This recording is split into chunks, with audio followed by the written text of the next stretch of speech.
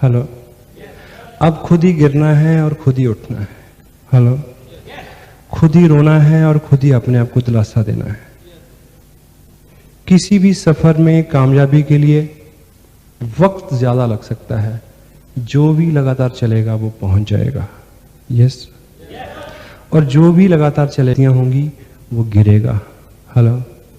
और वो पहुंचेगा जो गलती करने पे सॉरी बोलेगा और गिर जाने पे उठ जाएगा और उठ के फिर चलेगा।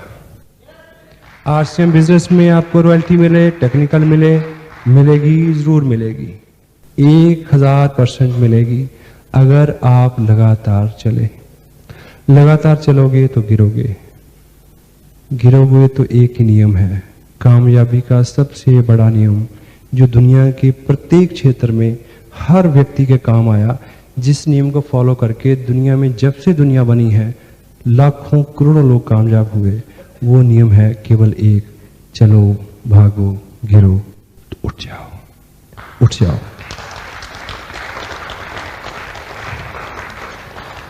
आरसीएम बिजनेस में जो भी मैं आपको बता पाया हूं, किसी भी नियम पे कुछ भी करके आपको कुछ भी करना हो, कुछ भी बनना हो, कतई मुश्किल नहीं है, बिल्कुल मुश्किल नहीं है। धैर्य हो, कर्म में विश्वास हो, लगातार चलते रहें, गिर जाएं तो उठ जाएं, उठ के फिर चलें, फिर गिरें तो फिर उठ जाएं। This is the only principle. Would you follow it? Yes. Last में एक छोटी सी पोएम मैं आपको सुनाऊं। यस। मेरा बचपन बहुत अच्छा तो नहीं था, मगर याद बहुत आता है। मुझे अपने बचपन की कई घटनाएं, कई मंजर, कई लोग याद हैं। उनमें से हैं एक मेरे पापा। मेरे पापा, मैं उनको बहुत पसंद करता था। मेरे पापा मेरे हीरो थे, वही मेरे शक्तिमान थे, वही मेरे स्पाइडरमैन थे, वही मेरे फैंटम थे, वो मेरे हीरो थे। मैं अपने पापा को बहुत पसंद करता था और मेरे पापा मेरे से काफी बड़े थे। यूं तो सबके ही पापा सबसे बड़े होते हैं, पर मेरे पापा मेरे से कुछ ज्यादा बड़े थे, क्योंकि मैं उनका 7वां और आखिरी बच्चा था। वो बहुत बिजी रहते थे, बहुत मेहनत करते थे, वो मेरे से बहुत कम बात करते थे। मैं बहुत चाहता था कि मेरे पापा मेरे से बात करें, पर उनको बहुत कम समय मिलता था। वो मेरे से कम बात करते थे या मेरे से कभी बात नहीं करते थे। मैं स्कूल जाता था, मैं स्कूल में देखता था कि दूसरे बच्चों के पापा कभी कभी स्कूल आते हैं। मेरा भी सपना था कि मेरे पापा भी कभी स्कूल आए, पर ऐसा कभी नहीं हुआ, कई सालों में नहीं हुआ। मेरे पापा केवल एक बार स्कूल आए थे, जब वो मेरे को स्कूल जमा करने आए थे, उसके बाद नहीं आए। मेरा एक ड्रीम था, मेरा एक सपना था, मैं जो बहुत चाहता था कि दूसरे बच्चों के पापा की तरह मेरे पापा भी कभी स्कूल आए। वो कभी स्कूल नहीं आए, और फिर मैंने कोई ऐसा मौका भी पैदा तो नहीं किया। मैं इतना अच्छा नहीं था वो कभी स्कूल आते, और मैं इतना बुरा नहीं था कि वो कभी स्कूल आते, क्योंकि मैं एवरेज था। एक बार मेरे को पता चला कि हमारे स्कूल में स्पोर्ट्स डे होने वाला है। सभी बच्चे किसी ना किसी खेल में भाग लेने वाले हैं और सब बच्चों के पापा स्कूल आएंगे। मुझे लगा कि शायद मेरे पापा भी स्कूल आएंगे, पर मैं किसी भी खेल में भाग लेने वाला नहीं था। फिर मेरे पापा स्कूल कैसे आते? मैं किसी भी खेल में अच्छा नहीं था, क्योंकि मैं सब खेल खेलता था। फिर मेरे को पता चला कि इस बार खेलों में दौड़ का खेल भी शामिल है, दौड़, रेस। तो मुझे लगा कि इसमें तो मैं शामिल हो सकता हूं, इसमें तो मैं जीत भी सकता हूं, क्योंकि दौड़ने में तो मैं सबसे आगे हूं। मुझे बड़ी खुशी हुई कि अब मौका आया, अब पापा स्कूल आएंगे। मैंने नाम लिखाया कि मैं भी दौड़ में शामिल होऊंगा, 100 मीटर की दौड़ में। मेरा नाम लिखा गया। स्पोर्ट्स का दिन आने वाला था। उससे एक रोज पहले मैं घर आया और मैं पापा के रूम में गया। पापा बहुत बिजी थे। मैं उनके पास खड़ा हो गया। मैंने बोला पापा कल हमारा स्कूल में स्पोर्ट्स डे है, मैं भी भाग ले रहा हूं, सब बच्चों के पापा स्कूल आने वाले हैं, आप भी स्कूल आओगे। मैं ये कह के चुप हो गया। काफी देर खामोश रहा, वो भी खामोश रहे, अपना काम करते रहे।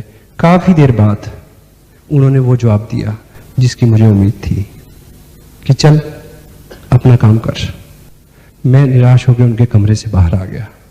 मुझे पता था कि मेरे पापा स्कूल आने वाले नहीं हैं। स्पोर्ट्स का दिन आया, सभी बच्चे बहुत खुश थे क्योंकि सभी खेल में भाग लेने वाले थे और सभी के पापा स्कूल आने वाले थे, पर मेरे पापा आने वाले नहीं थे।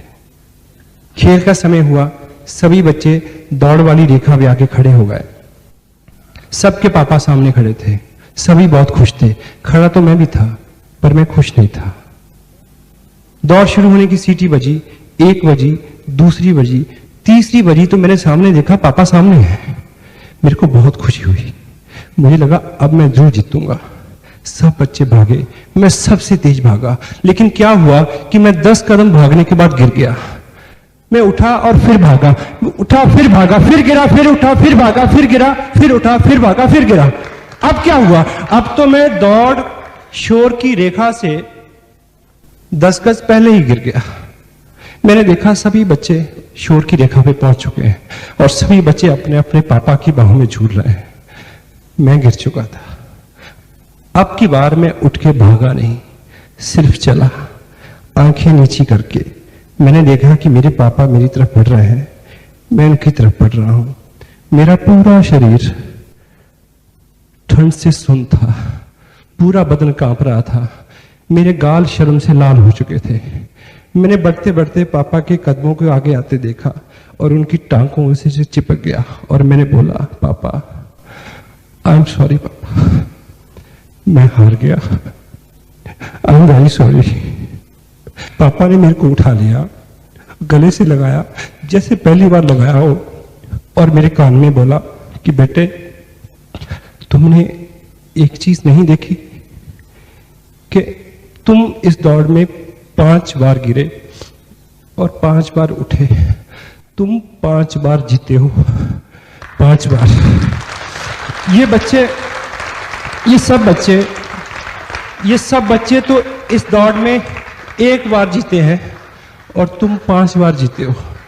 और ये बच्चे तो इस खेल में जीते हैं, तुम जिंदगी की दौड़ में जीतोगे, क्योंकि जिंदगी की दौड़ का एक ही नियम है। जिंदगी की दौड़ का एक ही नियम है, भागो गिरो उठो, भागो गिरो उठो, फिर भागो, फिर गिरो, फिर उठो, फिर भागो, फिर उठो, फिर गिरो, फिर भागो। तुम जीतोगे। तुम इस खेल को क्या, जिंदगी की खेल को क्या, तुम जिंदगी की सभी दौड़ जीतोगे। इस घटना को 30 साल हो गए, इस घटना को 30 साल बीत चुके हैं। वो खेल खत्म हो गया, वो दिन खत्म हो गया, लेकिन मेरी दौड़ अभी भी जारी है। मैं अब भी दौड़ता हूं, दिन में 10-10 बार गिरता हूं, सिर्फ पापा की बात को याद रखता हूं कि गिर जाओ तो उठ जाना, फिर भागना, तुम जीतोगे, सब जीतेंगे। एवरीबॉडी, हर वो व्यक्ति जीत सकता है, हर वो व्यक्ति जीत सकता है, हर वो व्यक्ति जीत सकता है जो दुनिया के सबसे गोल्डन रूल को याद रखे कि लगातार चलना है। जो चलेगा वो गिरेगा। गिरने वाला अगर उठ जाए, उठ के फिर दौड़े, गिरे, फिर उठे, फिर गिरे, तो निश्चित रूप से सब जीत सकते हैं। Every and each individual can win if you will keep this principle in his mind. Whenever you fall down, get up and run and you will win.